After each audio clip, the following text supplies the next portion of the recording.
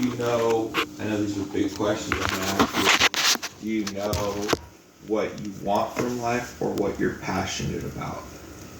Okay. Like, do you like to work with kids? Do you like to hike? Kids. Do you like to draw? Kids, elderly. Of course, I like to draw and hike. Why do you like to work with kids? Why do you like to work with the elderly? Because they're just good people. They're honest and they're pure and there's no hidden agendas. Definitely kids, but I'm not sure about elderly. I've always been with elderly. Like my grandpa he owned a senior center, so it's just what I grew up with. Because they're so they're so in need. I agree. There is a lot of need for help for the elderly, and so that's why you were put on this earth, is to work with kids and to work with elderly. And just to. My kids have been through a lot, and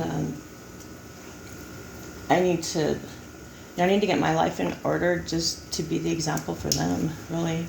When you say your life is in order, like, what does that look like? Like a job, a home, things like that, like the standard things, or is it something different? Just, that, but just how, just feeling normal among the community, to be a part of a community. That's what you want, or that's what somebody's told you want? Oh, I don't talk too much. That's what I want.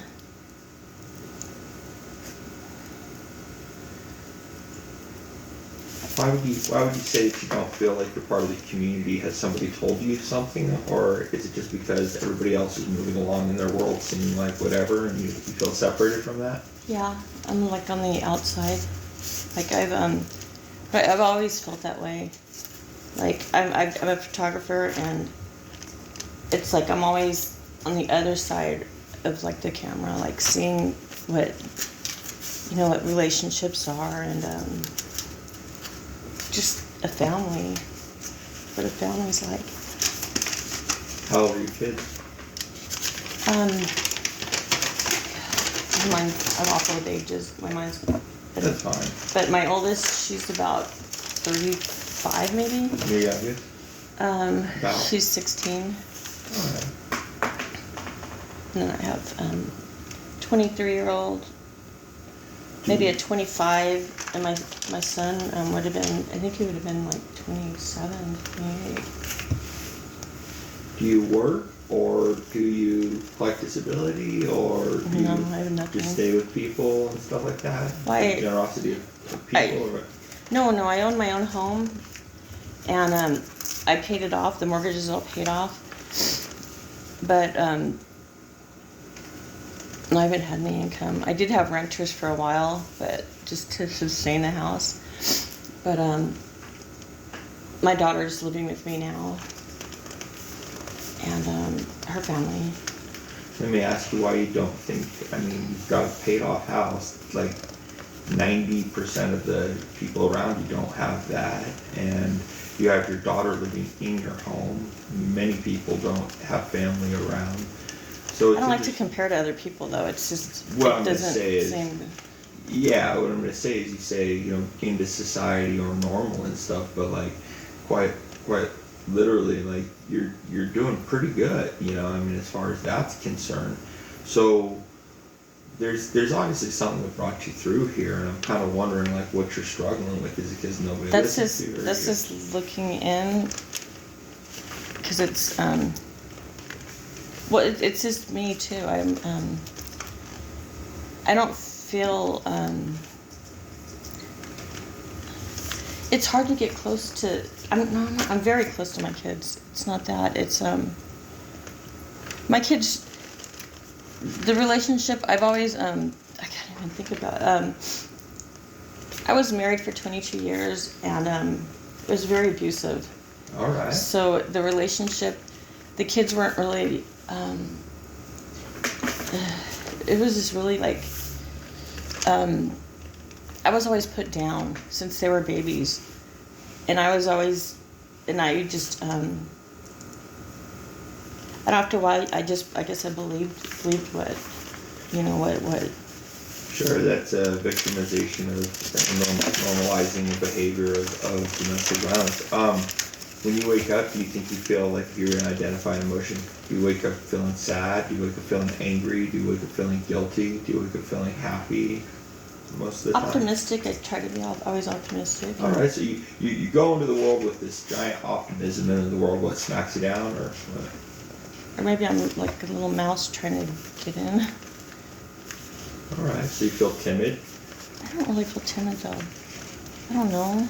It's okay, like I said, I'm just kind of trying to discover, like. I don't know. It's just really weird because, in my opinion, I'm a good person and I'm a good friend, but I just can't make friends. Like after my marriage, he really just, oh God, he just destroyed my name, and I didn't know at the time.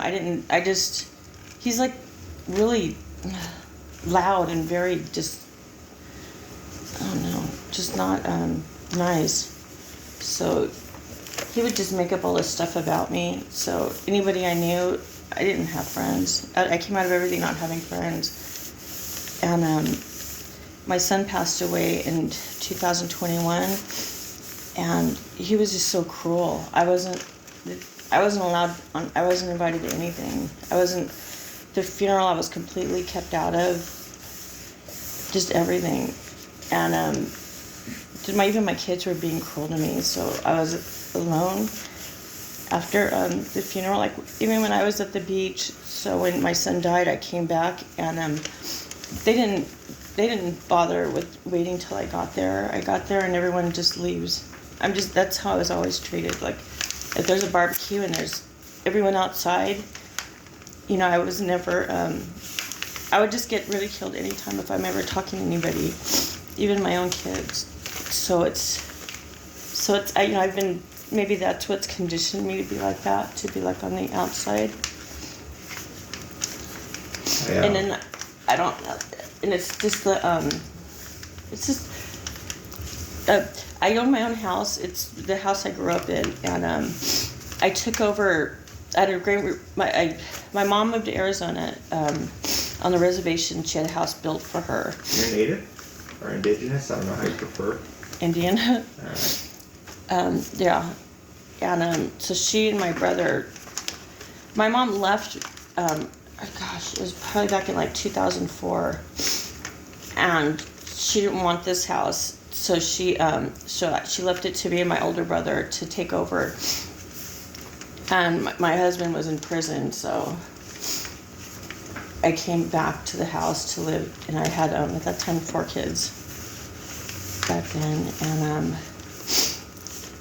then my brother died in my home.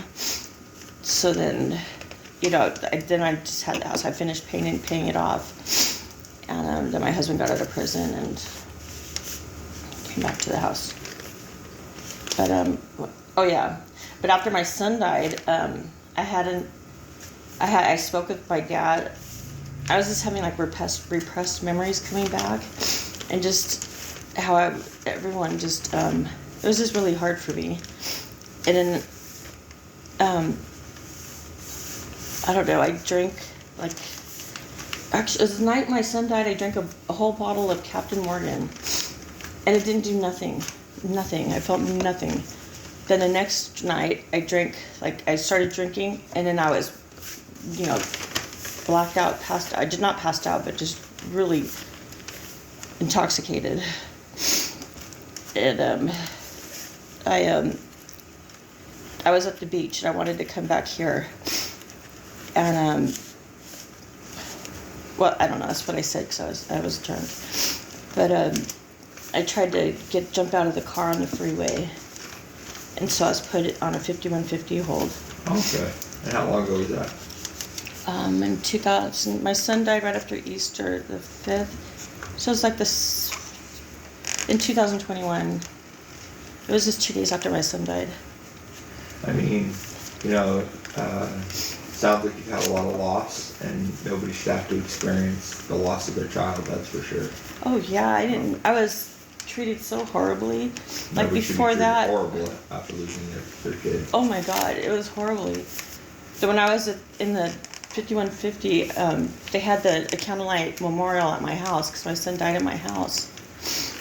And it just, it was just hard. Were you it doesn't, I don't know, I was about to ask where you were, but it doesn't It was matter. in Newport somewhere. Okay, well, I mean, because there's a lot of different ones, right? There's Arrowhead Regional, which sucks. Not sucks, but it's just a lot harder than. Were you able to see therapists when you're there? Not really, no. It was just kind of like, hey, just contain you until Just, you can. just a large room and Yeah. just a bunch of recliners and mixed men mixed with women. And we just had access to, peanut butter sandwiches, and it was no counseling. I know this is gonna sound weird, but My daughter went to one in Arizona because she tried to commit suicide, and she said they had so much counseling and so much, yeah, there's different places that offer different things like that for sure. That's what I was hoping, because I needed someone to talk to, and just never having anyone to talk to. Like, I have my kids, that sounds but isolating. Yeah. my kids, they're kids, they're my kids, so it's always listening to what they're going through.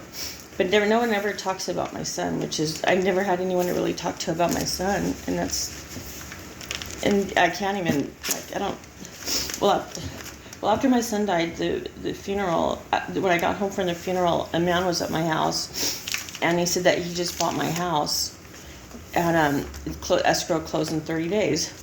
So, that was a surprise. I was able to, by him telling me that, I was able to get an attorney, which was my divorce attorney. And, and then that pretty much ended the sale of the house. The house was still under my mom's name because she didn't want my husband to take it from me. And he was in prison at the time, and it just was an ugly person, and he would do something really, he's just ugly. In fact, when I had him kicked out of the house, and he ripped out my bathtub, the carpet, and I still had my kids and grandkids living in my house with me. He's just a very ugly person. So, but then it turns out with my dad, after I spoke to him after my son died, I never talked to him again. And so he and my mom have been divorced since 1982, but he convinced my mom to sell the house, and that's what she did. And I haven't talked to my mom either because she sided with my dad. And so not having my dad was my best friend. And that's, that's hard. And my mom, I don't talk to her either. It's interesting to have all these people and all these interested people and all these people that want to talk, and yet still feeling alone and all that, that could be, definitely be tricky. I mean, I'm not gonna lie, I know that, from the little bit that I see, you definitely have the artistic style, and I just want to know, like, I guess, just obviously I want to help, and if it's just talking, I'm always here to talk. There's, we can talk and you can come and chat. Unfortunately, I'm not here every day. Like, I usually here after 6, and then on Sunday, Mondays, and Tuesdays, I'm here pretty much all day. I got a presentation a little bit, but so I want to hear what's going on. You ask about life skills, so one of the problems that I have here is that even though I've got all my schooling for a therapist, I can't be a therapist, yet, so I have to be careful about where I work, but I can always listen. There's no therapy in just listening, so I'm not violating any kind of things, but, it doesn't sound like you need a job. It doesn't, but it doesn't sound like, it sounds like you're just alone a lot, and anybody that does come in, I'm not sure, what their motives are, if it's really genuinely to like connect and hear you, or if it's their own things, but it's just so much, like, it almost makes me feel like I'm, they say like I'm the problem, but then it's like, that's what really gets me too, because if I'm the problem, then I really want to know, so I can, I don't want to be a problem. So this is what I tell people, right? So like, I'm not sure who or what or where, but there's 2 things that I like to teach people. One of the things that I like to teach people is basically, it's called like the power of the question. I don't know if you're gonna be able to track this or follow this, but I'll tell you. So like,